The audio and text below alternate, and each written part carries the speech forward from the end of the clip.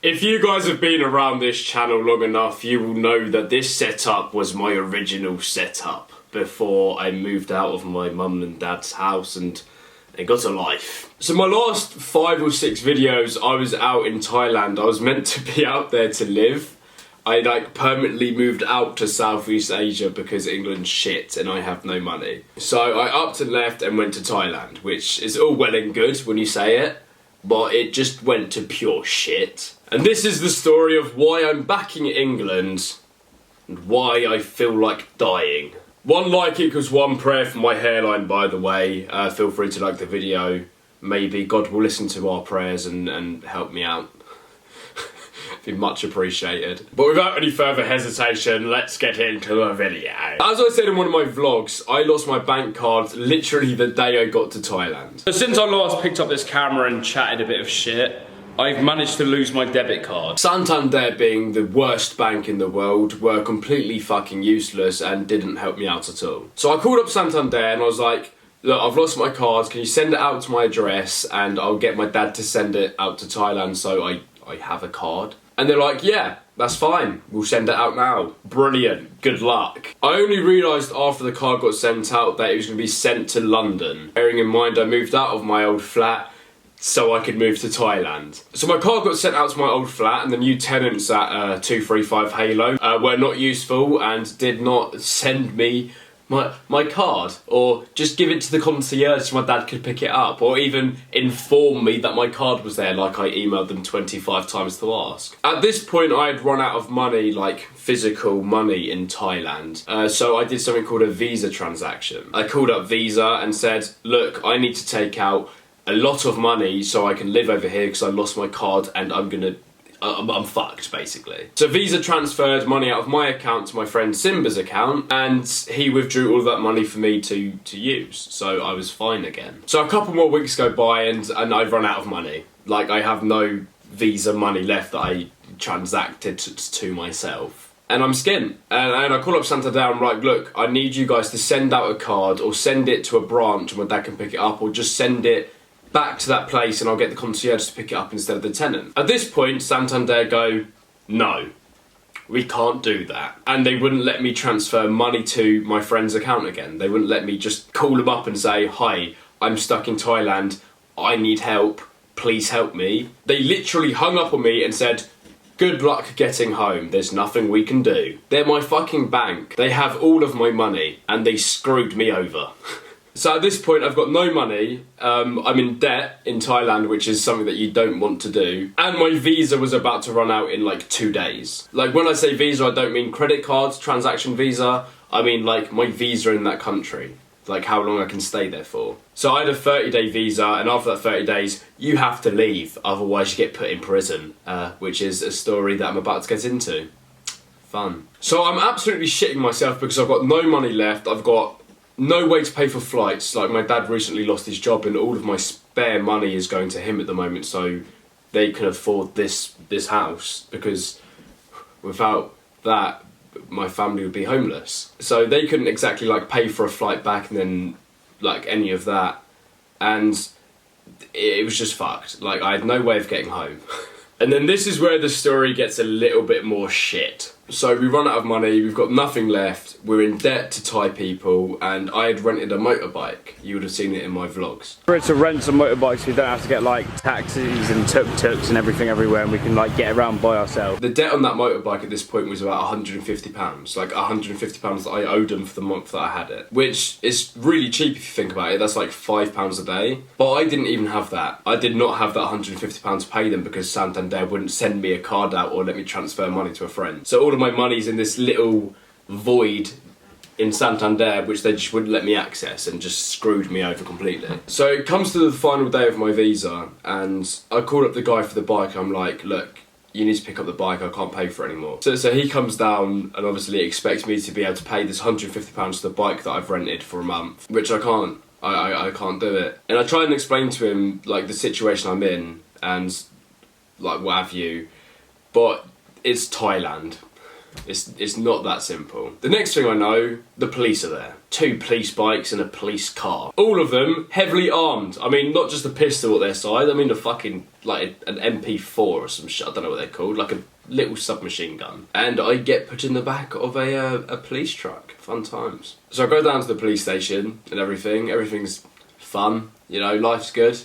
Thai police station. And nobody there speaks English that well, so I can't really explain my situation, which again is not my fault. It's completely Santander's fault for being stupid as fuck and not helping me out. They literally said to me over the phone, "Oh, you've been caught in a little loophole. That shouldn't happen. There shouldn't be a loophole there to start with, Santander, you fucking..." So I'm sitting in this police cell and long story short, I'm put in a room with 50 other people and I'm in prison, which is fun, I guess. And this Thai guy walks up to me and he's like really heavily tattooed. I mean, I've got a lot of tattoos, but I mean, he was head to toe covered, right? So this Thai guy walks up to me and he goes, "Are you Australian?" Obviously not in that accent, that was terrible for Thailand. I turn around and go, no, I'm English. And he goes, "Oh, you're lucky, you get to sleep one more night." What does that mean? What does that mean? Why did you have to say that? Why? At this point where I started shitting myself, I realised that I'm in a fucking cell with 50 other, but I mean 50 convicted criminals. Like murderers, rapists, gang members, mafia, drug lords, everything, and then there's me there because Santander is shit. Brilliant. Good situation to be in. This cell that we were in was probably about as big as the room that I'm in now. It's maybe 5 metres by 7 metres, and there was like 50 of us in there. Like, you had no room, you were like shoulder to shoulder, maybe with this much gap between everybody. There was no beds, there was no running water, we weren't allowed outside. It was fucked. It was completely, utterly, butterly fucked. I did not get one wink of sleep that night. I mean, I don't think most of the people that we knew there did, but some people, you know, I guess they were so high up in the mafia shit that they took up so much room and nobody wanted to fuck with them. It was weird. We had this one little window in our cell, like this big, and it was just out of reach. You couldn't see out of it. Like, you could see a bit of the sky, but only if you had the other end of the cell and you were looking into it like at that angle, because the walls are like this thick. You cast this like little light across the wall that was this big, that was, you know, slowly go from there to there when the sun set, and then back up when the sun rose. Like, you'd see this one little patch of light, and that was all the light that was in there. There's no, you know, normal household lighting. It was just that to fill this whole room. So it was always really dark in there, even in the day, but when it was the daytime you could tell, because it wasn't pitch black. I'm not going to get into the details of what this place smelt like and shit, because it makes me heave just thinking about it. It was an experience, to say the least. It was fun. So I was in there for maybe like just over 24 hours. Like, I was cramping up. I had this like tiny little space that I could stay in, because if I moved up to my right there was some fucking heavily tattooed mafia guy that said if I was Australian I'd probably be dead, which is fun. So after like this 24 hours, a guard comes to the cell and he says my name, and I kind of look at him all weird, and he's like, "You come now." So I stand up and all these people kind of give me really dirty looks when I'm walking out, because, you know, some of these people have been in this cell for about a week. So I go back out of this cell and I go walk with this person down the corridor, and it was like one of those scenes out of like one of those prison documentaries where you see the guard in front of you and you hear the chains like ch ch ch with every footstep, and you hear crying and screaming and weird noises from a prison around you. So I'm following this guy down and we go to this room, and he says, "I've got a fine of £500, or like a bail, or whatever you want to call it, of £500, and if I can pay that, I can leave." So I'm like, yay! £500? Oh wait, Santander, brilliant. Luckily enough, Abigail Rose Hager has £500 left, which we were going to use for our flights that she got given from family, and we had to use that to get me out of prison. If you guys are wondering why Abby has this £500 for flights and we didn't use them sooner, it's because we owe so much money, and when you rent a bike in Thailand and stuff, you have to give a passport in as like basically proof that you have to pay him back. Like, if you don't pay him back, you don't get your passport back, if that makes sense. And Abby only got the £500 the day I went into prison. because I guess she said that I was in prison and we needed to get home ASAP, and she got transferred the money. So I leave, and there's us with £50 left, and we're like, we need to get out of the country. At this point, I'd overstayed my visa by 4 days as well, which was a part of the fine that I had to pay. And we go down to the airport. We have no money for the flights. We're trying to figure out how we're going to do this. So we go down to the airport, and we say to the person, look, we've got no money. We need a flight back to England. Like, we're fucked, sort of thing. And they put us on the phone to the British Embassy in Bangkok or Hong Kong, one of the two. So on the phone to this guy, and we're like, look, Santander's fucked us over. We've overstayed our visa. We need to leave. We need to leave now. We need to get out of the country. We're fucked. So this guy from the British Embassy's like, okay, give me 2 seconds. I'm gonna fly someone down to you, and we'll sort you out. So we wait there for literally like 12, 13 hours, and some guy from the British Embassy comes over to us. He wasn't English, obviously. Hi, my name's Robert. You know, brilliant name. If you're not born English and you work at the British Embassy, I guess you just get given really English names. So he's like, hi, my name's Robert. And he's like, come with me.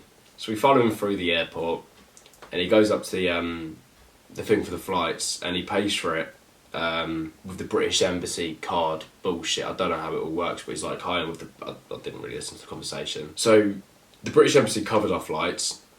We had our flight booked for 4 hours in advance. We were going to go up to Bangkok, then down to England and back home. So we go through customs, you know, with our bags and everything like we would have to do if it was a normal flight, because I guess it was at this point. We get to the point where we have to give in our departure card from Thailand, and the person behind the desk goes, you've overstayed your visa. And I was like, I know, I paid for this. I was in prison. I paid this off. And they're like, no, you haven't. So the guy from the British Embassy was still like around. Like, he was waiting for his flight back. He thought he'd sorted it all out. And we had to call him over, and he had to try and explain to this guy in Thai what's happening. And he looked so pissed off. Like, this Thai guy behind the counter, like, the customs guy looked so fucking annoyed. But he kind of lets us through.